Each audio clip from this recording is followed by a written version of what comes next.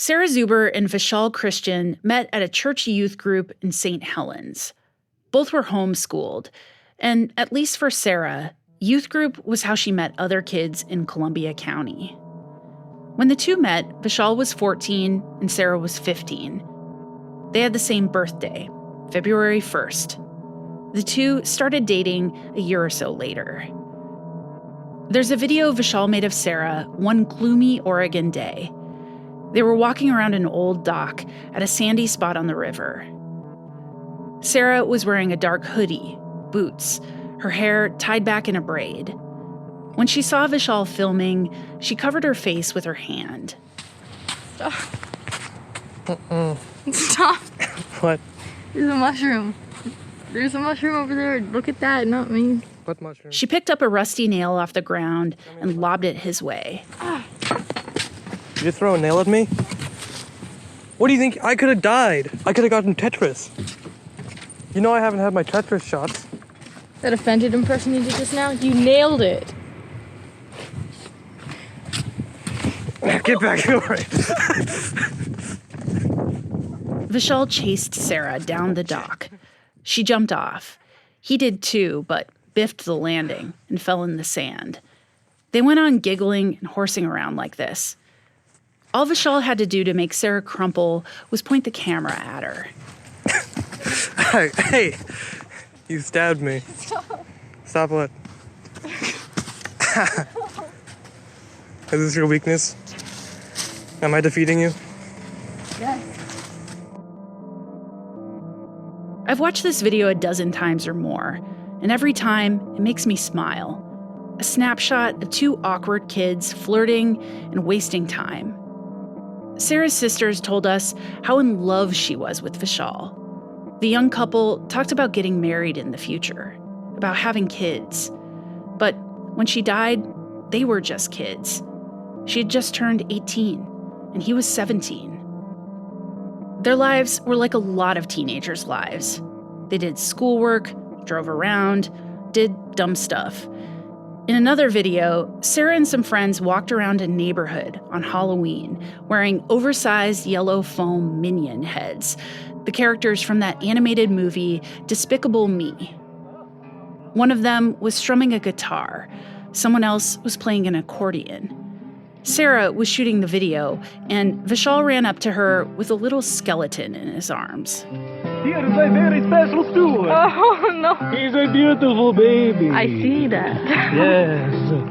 Look at him. He's eating so much candy. He's beautiful. Spoiled little boy.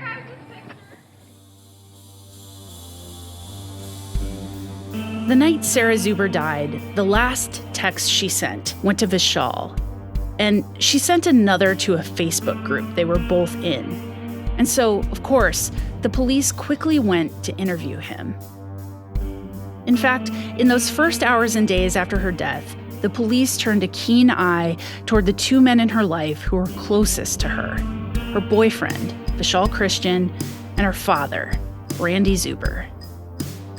It's a classic true crime trope that if a young woman dies, it's the husband or the boyfriend or the father who's at fault. That idea is all over pop culture too, that a monster could be hiding inside a man, and that man can be living among us. In this episode, that's what we're looking at: the two men in Sarah Zuber's life and the ways police bought into that familiar narrative. From Oregon Public Broadcasting, this is Hush. I'm Leah Satilli. This is episode 4, Boogeyman.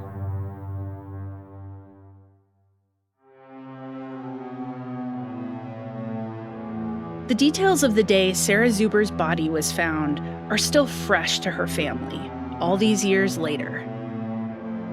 They remember the police guiding Rebecca, Sarah's mother, into a neighbor's house.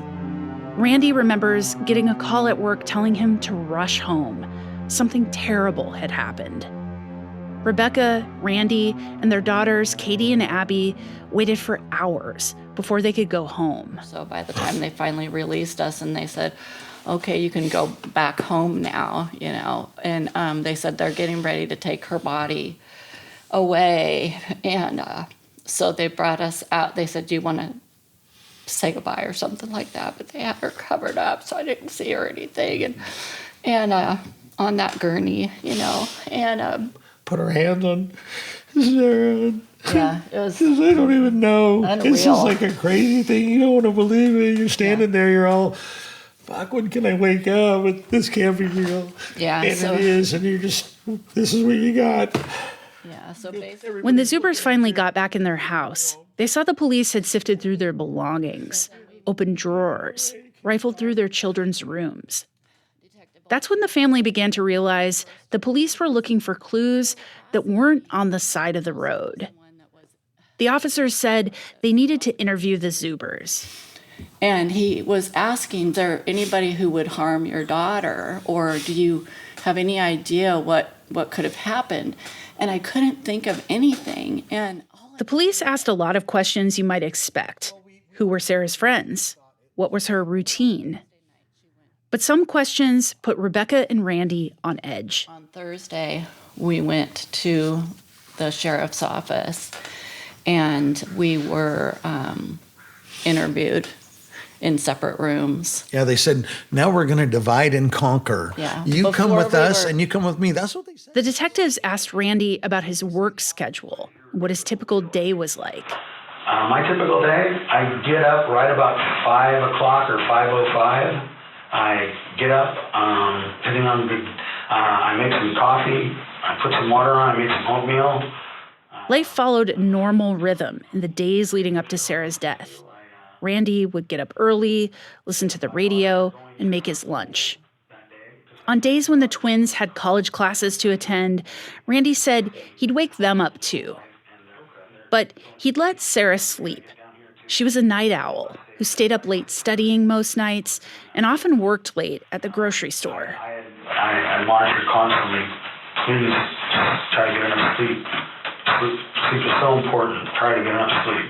Randy told police in this interview that he was constantly worried about his children.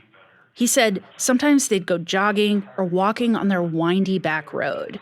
I constantly tell them, you're going to get hit by a car. You read about this stuff all the time.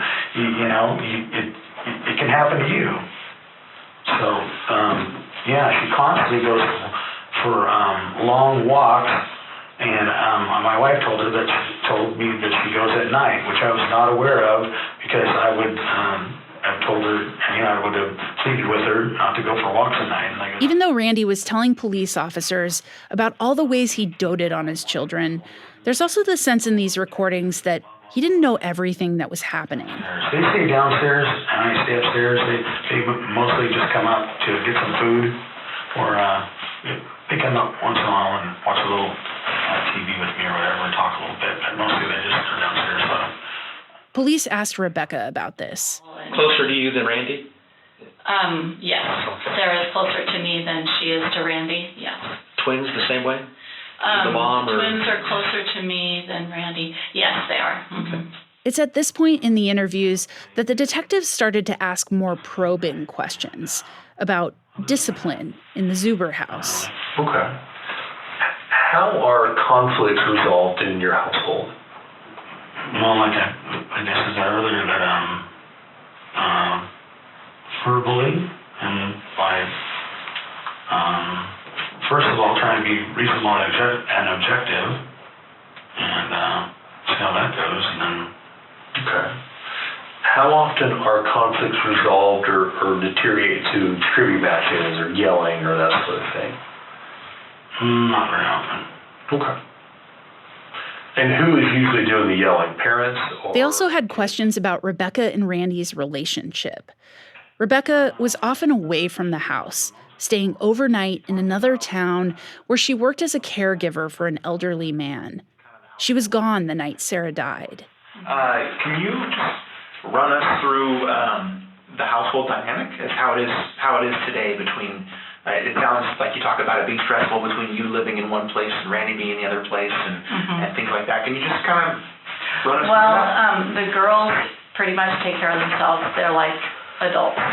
They do everything. They have a place to live. They have food, but they get up in the morning. We did put a lot of pressure on them. you know, because they're working, they're going to school, not only just regular school, but we're talking college and high school. Anyway, they're very mature and pretty much acting as adults right now.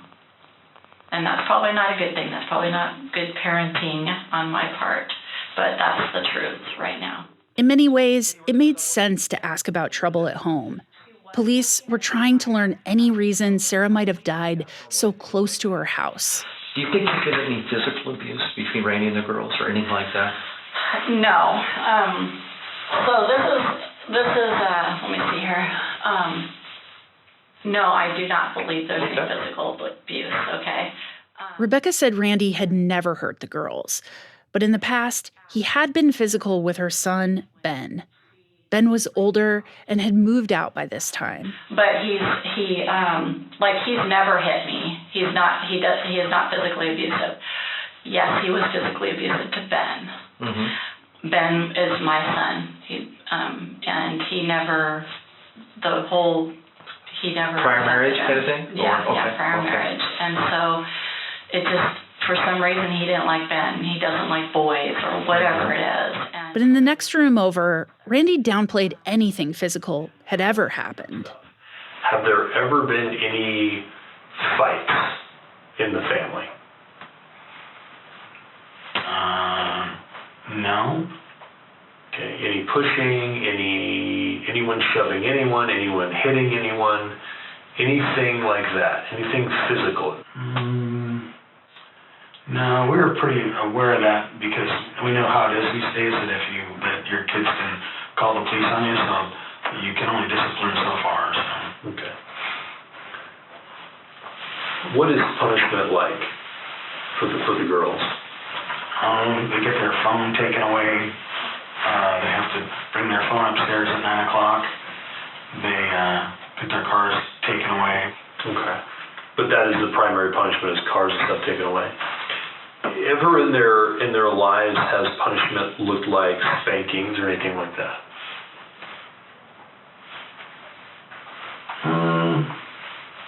Maybe once or twice when they were younger, but like one swat. Okay. And what age is that? I don't know, under 7. Oh, okay. Randy became quieter. The police were investigating him now, too. Have there ever been any allegations, whether reported to police, not reported to police, of physical violence from either? Okay. The police come across in these interviews as being in a bit of an awkward position. After all, they were asking questions that implied the Zubers might have had something to do with it. He yells, and he's very verbal that way. But physically, like I'm trying to think of the example of like the worst thing that he's done. I don't know. So if anything, he's a yeller? Yeah, he doesn't hit them? He definitely yells a lot. Okay. He does not hit them. Eventually, Rebecca saw where the detectives might be taking all these questions. I don't. If that's where you're thinking, oh, maybe Randy had something to do with Sarah, that's totally not. I'm positive 100%. I really don't think. If you're trying to get at it, you think that maybe Randy got mad at Sarah or something. No, totally wrong.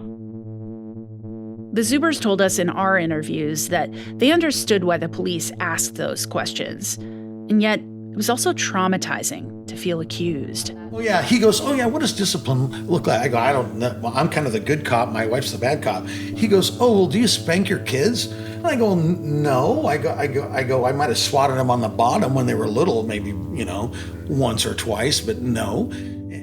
Police asked the Zubers to bring Katie and Abby to the Amani Center, a place in St. Helens that does forensic interviews with kids.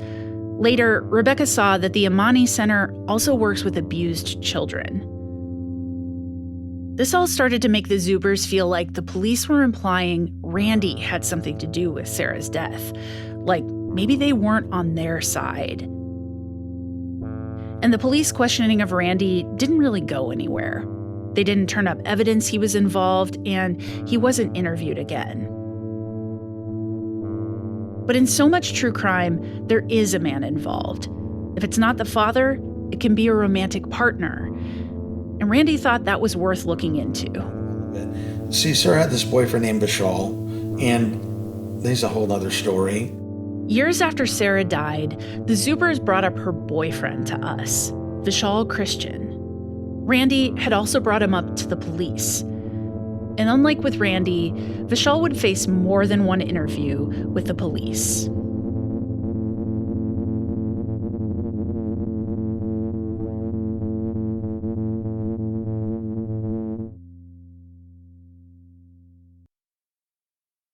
Sarah's sisters, Katie and Abby, remember when Sarah started calling Vishal, a boy she met at church, her boyfriend. They both had like a offbeat, like dark sense of humor sometimes that, like, I remember when I first met Vishal, he would say stuff and I thought he was serious, and then like getting to know him more, I'm like, oh, that was a joke. So my sister Sarah, she had that same like weird sarcasm that some people might not get. Yeah, I really liked Vishal.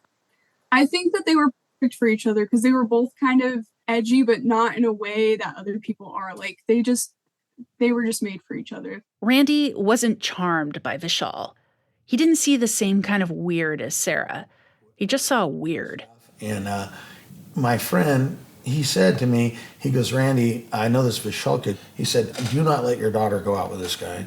Some of the ways the Zubers think about Vishal come back to a YouTube channel he used to publish. For a long time, Vishal and his sister made YouTube videos that were very much in the style of an edgy online teenager, like a kid who might go to art school one day. What do you want to add to any meal to make it a lot better? Shaving cream. In one video, his sister knocks on a porta potty door. Who is it? Vina. Oh yeah. Come in. Hey, what's up? Why are you even here? It's Saturday. We need to post a video. Inside, Vishal sat fully clothed, sprawled out like he's sitting on a couch. And that's kind of the nature of these videos. They team with ideas only teenagers would think are funny. He smashes up food with his hands. He breaks a guitar. He walks down the street putting sticks in mailboxes. Special delivery. Vishal made these videos long enough, you watch him grow up. At first, he's a chubby-faced kid, and toward the end, he has long, curly hair and a deeper voice. In some of those later videos, it wasn't his sister filming, but Sarah Zuber. Action. Yeah, so me and Sarah recently started cooking together. And it was nice at first, but... In this one, Vishal is driving. Classical music blares from the radio. Sarah is filming and feeding him lines from the passenger seat. Because she was like way better at cooking than I was. And biologically. Yeah, but it's like, it makes sense because biologically, men should never have to enter a kitchen facility. And so when I'm in this kitchen with her, and she's cooking, and she has the upper hand on me, my fragile masculinity cannot handle that. And I'm not insecure, but it really hurts me. And I don't know what I'm supposed to do, like... Make her feel good. I mean, am I supposed to make her feel good about herself? That she's higher than me in the kitchen? They drive around, riffing off each other, creating this character together, laughing at their own ideas. I'm a psycho. I'm gonna be honest. I'm kind of a violent person. I'm a guy who, and when I get angry, I punch. When my mom tells me when I can't play video games for the day, I punch a wall. And you go to my room once, there's walls. There's walls lining the holes. I put up walls. And there's holes. I put up drywall just to punch through it. And I put up walls on my inside. When we watch these videos, they seem dumb and funny. Sarah is laughing along with Vishal, two dorky kids joking around. But after Sarah was gone, Randy and Rebecca saw these videos and thought maybe Vishal really was a psycho. What if there was some truth in the jokes? They wondered if somehow Sarah set Vishal off. She'd been pressuring him to get a job. That day she died, she sent him a voice text. Also, you better put in that application today, otherwise I'll freaking shoot you in the foot. Put in your application for the city job, like now, right now, today, right now. Later, the Zubers heard that message and wondered if maybe Sarah had pushed Vishal too hard to get a job, and he snapped. He wouldn't work. He wouldn't do anything. He sleeps in all day, stays up all night, plays video games, whatever. He would never work, and Sarah always worked. And so she went and got him an application, and it was in her car. And I don't know if she confronted him about that, because I know he's getting tired of her telling her, hey, you should try to get a job. Because they told us they wished the police had looked at Vishal more. But from records, it's clear the police looked at Vishal more than anyone else. A little over 4 hours after Sarah's body was found, Oregon State Police Detective Alex Monarch was at his house, sitting the 17-year-old down for an interview. So Vishal, I am recording an interview, like I said, and that is more than anything else so that I'm not here all day. I know that you just got some pretty devastating news, and I apologize to be the one to bring it to you. So when was the last time you talked to her? Yesterday. I think yesterday night. About what time? I can check my phone real quick. Yeah. Vishal grabbed his phone and showed his text messages to the detective. Tuesday at 10:57. So yesterday. 10:57 p.m.? p.m., yeah. And what was that conversation like? She sent me a message I didn't understand, and then I said, what? And then this morning I said, hey, and then later today I said, what are we doing tomorrow? Because we had plans tomorrow. But, yeah. Okay. So tell me about this message that you didn't understand. You can just read it. It's right there. The detective and Vishal read the garbled text, the one that seemed to say, I'm fucking drunk. Is this the one where it says I'm Ferkshing, F-E-8-N-K? Is that the one you didn't understand? I didn't understand it, and she didn't respond after it, so I don't know what's up. Vishal said he just assumed Sarah went to sleep when she didn't respond. This interview went on for about an hour, and there wasn't a single question Vishal didn't answer. He even gave the detective his phone to take with him back to the station. The Zubers have listened to these interviews, but they were left feeling like the police could have been more aggressive with Vishal. The cops really didn't interview him for a long time, and I guess they went over to his house that day and said, hey, your girlfriend died, and I guess he went, oh, wow, okay, and acted sad. Vishal also sat down with Columbia County Sheriff's Detective Dave Peabody for another hour-long interview. Again, he was cooperative. In May 2019, just a couple months after Sarah died, the Zubers heard about a nearby chapter of a group called Parents of Murdered Children. It's a support group for parents who've lost their kids in tragic circumstances. That group suggested the Zubers connect with a private investigator who does pro bono work for some of its members. Randy and Rebecca felt like things had just stopped in Sarah's case, and they wondered if a PI could help turn up new information. They eventually connected with Vanessa Ferraro. She's licensed as a private security guard in California and a PI. One day, Ferraro called Vishal's father. Hello, Sam. My name is Vanessa Ferraro. How are you today? Okay. Good. I'm the investigator working on Sarah Zuber's case. And okay. Yeah. And I actually tried to get in touch with your son, but it appears, I don't know if he has my number blocked, but I can't even leave a message with him. Okay. Is he available for me to talk to him? Yeah, well... Ferraro didn't make it clear she was a private investigator working for the Zubers. But even so, Vishal got on the phone. For over an hour, he answered all of her questions, just like he had for the police. Except Ferraro took a different tone than the police detectives. She pressed Vishal more aggressively, asking him to tell her everything about the Facebook group chat both he and Sarah had been in, where she sent one of her last messages. Okay, but you were a participant of that group chat, is that correct? I was in a group chat, but I wasn't actively reading it. The phone quality isn't great, but Vishal basically said, yeah, I was in the group chat, but no, I didn't see her message until later. It was just a chat for jokes, and most of the people in it weren't even people he knew offline. Ferraro grilled Vishal over his screen name in that chat. He couldn't remember what his handle had been. Their nicknames and the group name changed all the time. You don't remember what your nickname was? I don't. Come on, Vishal.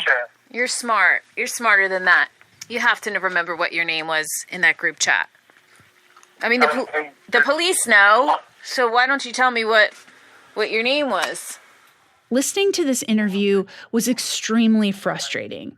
You have Vishal, an 18-year-old kid, saying, look, Facebook group chats aren't that deep.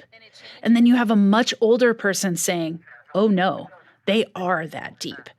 They just talk right past each other. It was the same story when they discussed video games.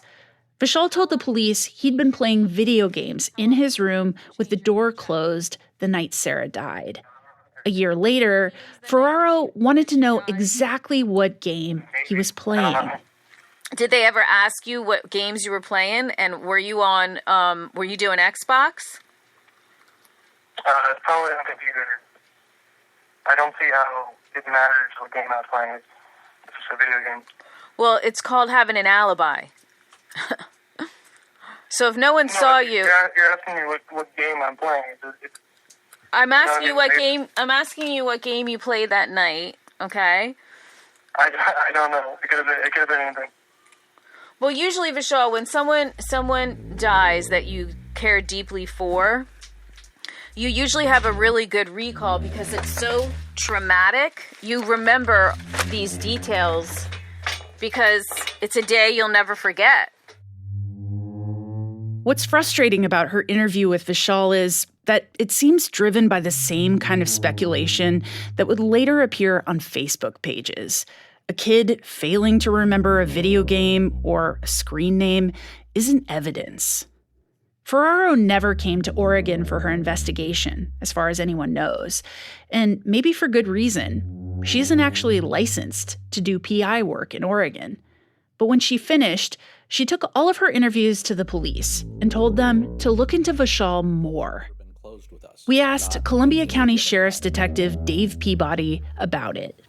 We could see in records that at one point a private investigator named Vanessa Ferraro sort of came into the equation and started doing an investigation essentially of your investigation. Are you aware of that? And what did you think of her investigation of your investigation? I didn't really think much of it. Ferraro declined our request for an interview. The Zubers gave us her files, and we've looked through her work, and honestly, she didn't seem to turn up anything of substance. When we asked the Zubers about how they felt about Ferraro's investigation, they said that up to that point, she was basically the only person who offered them the kind of attention and help they wanted. Number one, for Vanessa is a big help, but just think how hard it was she's in California. She's not up here. She's never even seen us. She's doing her best to work with what she has. And as far as an investigator, we don't know how good she is or how bad she is, but we appreciate any help we could get from anybody. I mean, I'd go to frickin' Anaheim and find Mickey Mouse and pull on his ear if I thought he could help me. And much like the police questions to Randy Zuber, all these pointed questions at Vishal completely ignored the autopsy. The medical examiner was clear that Sarah Zuber didn't have physical injuries that suggested she'd been attacked. And no evidence would ever connect Randy or Vishal to what happened. In some ways, it was hard to see how Ferraro's work on this case was any different than what an online sleuth might do. A true crime story could stop right here, plant seeds of doubt, build suspicion about people, and never resolve any of it. I wonder how her report would have been different if she had ever actually talked to Vishal in person.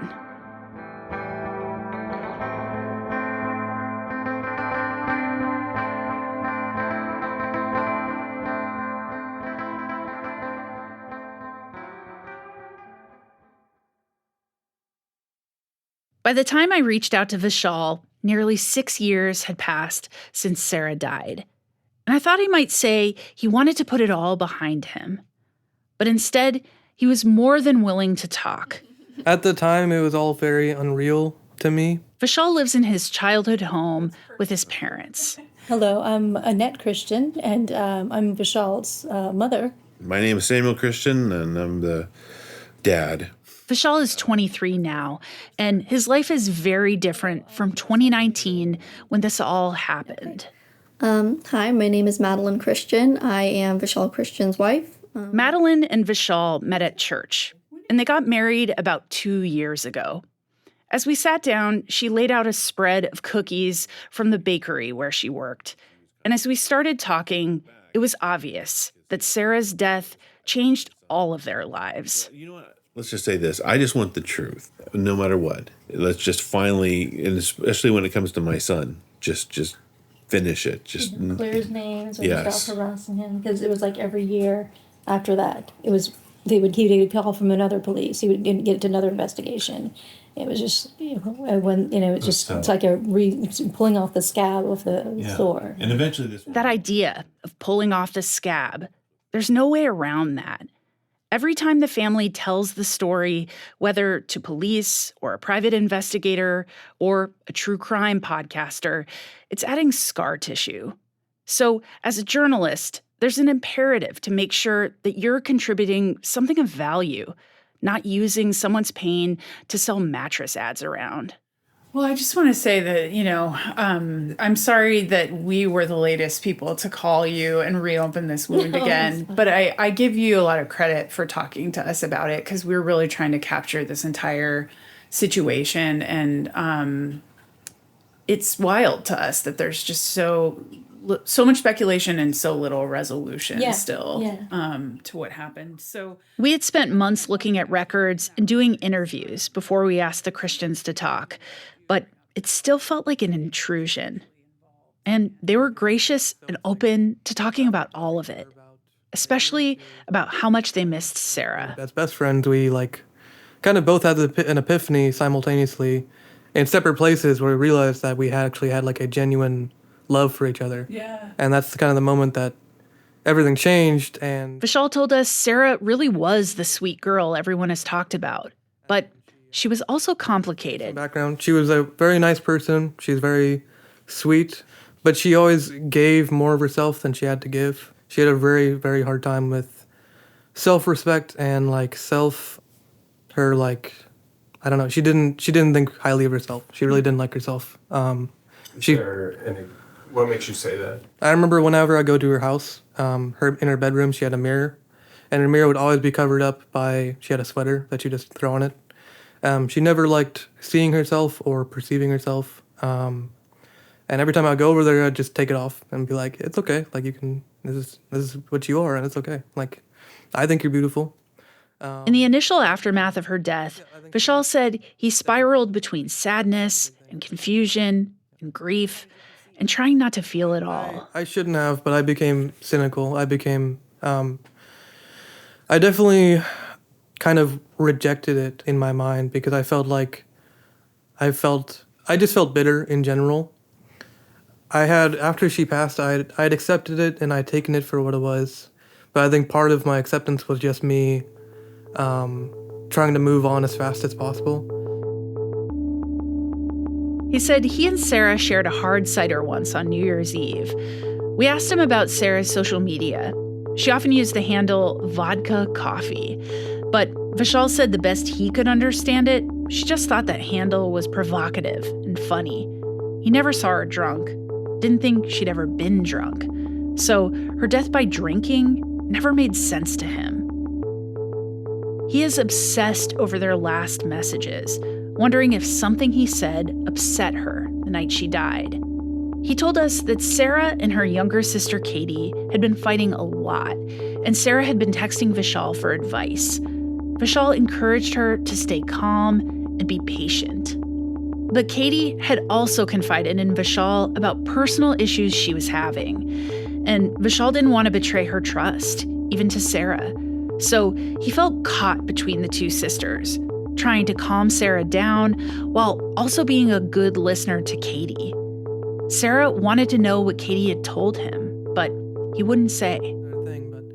If you read the text messages, which I did this morning, it was like, I mentioned that, we were talking about that, and then I kind of changed the topic, and then she pushed to ask me again, and then I changed the topic again, and then she pushed to ask the question again, and I changed the topic again. And that's when we stopped talking that night. And then she said, like I said, I love you, and she said, I love you, and then she said too much, which was kind of a weird, like, it's not weird per se, but it's like in the context, it's like, I love you too much. And it's like, that might be it might come from a place of pain. So I think maybe she was protecting my feelings by not outright saying, I'm upset about this, and saying, this is fine, like, I love you. But I think she didn't want to hurt me. And so she was probably hurting herself, and she like emotionally. Vishal has read and reread these texts with Sarah, trying to parse meaning out of one message she sent him. I love you. Too much. When we met, he was blaming himself, thinking if he hadn't ever mentioned he'd talked to Katie, they wouldn't have had their argument that night. Sarah wouldn't have gone out for a walk and died. But when Vishal's parents, Samuel and Annette, think about blame, they're thinking about the police and Vanessa Ferraro.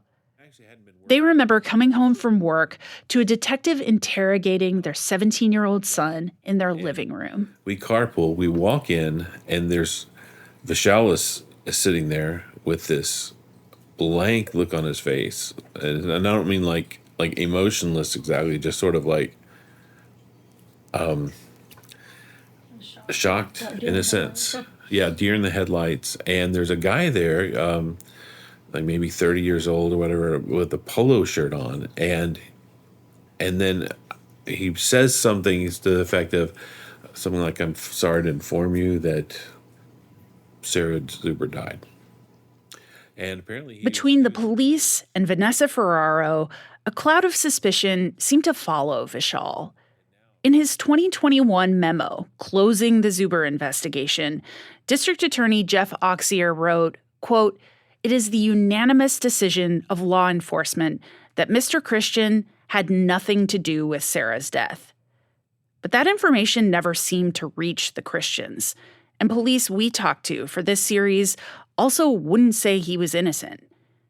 In 2022, 3 years after Sarah died, Jennifer Massey reached out to Vishal with questions as she was getting ready to start the Justice for Sarah Zuber Facebook page. Basically what happened is, from what I understand, a woman named Jennifer Macy, I'm not Macy, I'll just say Macy.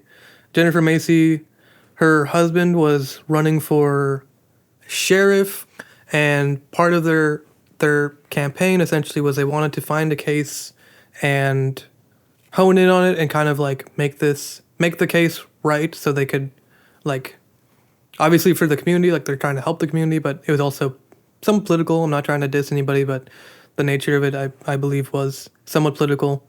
So it was to reopen the case, and it was for justice for Sarah, but it was also a dig at the police department.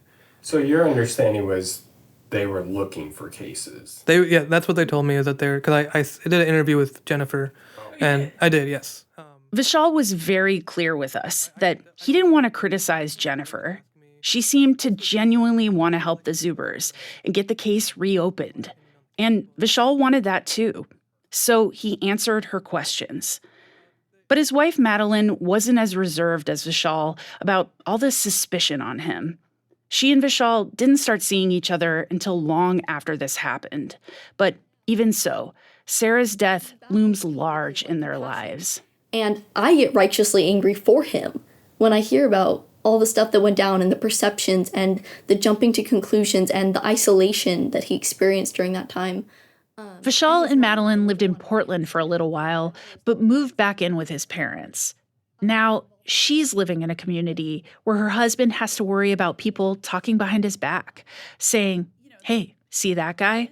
That's who dated Sarah Zuber. Like, when you decided to move back here, did this factor into the conversation at all, that this had happened? I don't think so. I mean, in terms of Did we?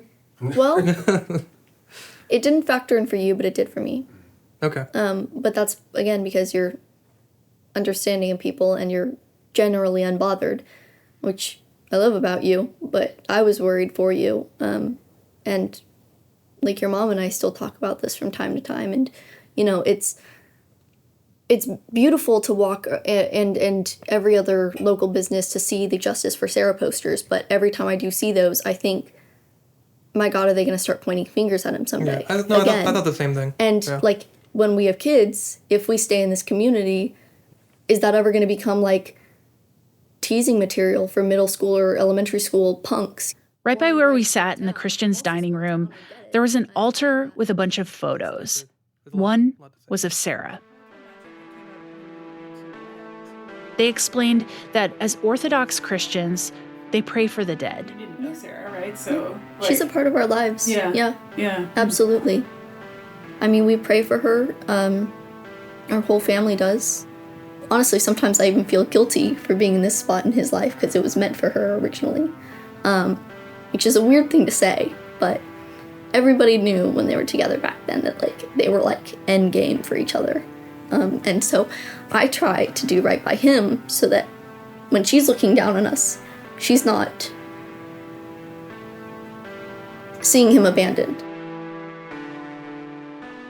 There are these two families in Columbia County who are in so much pain over what happened.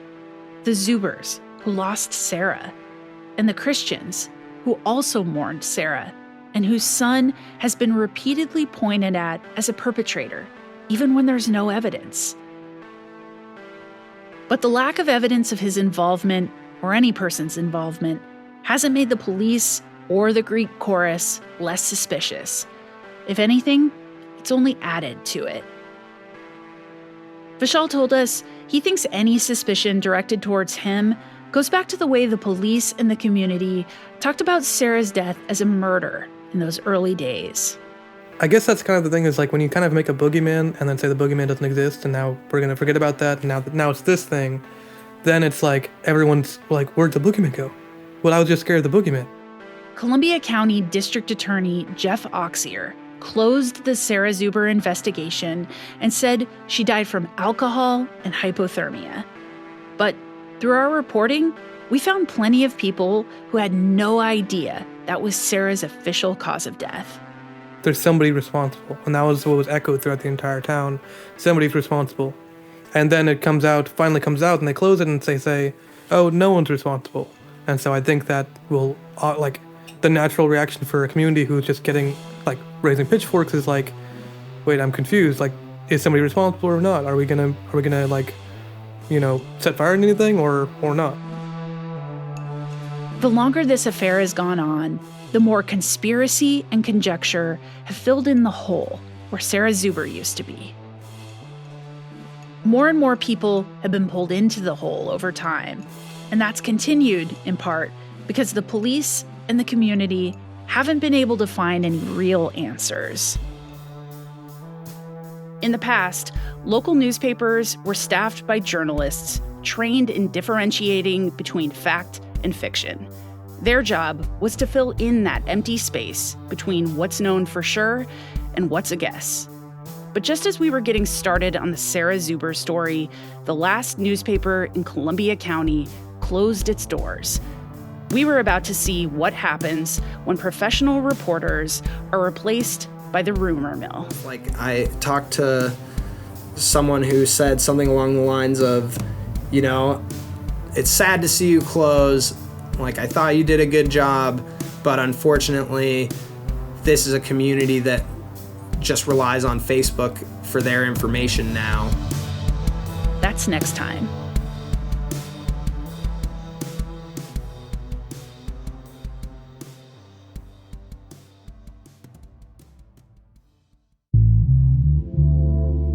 Hush is reported, written, and produced by me, Leah Satilli, and Ryan Hass.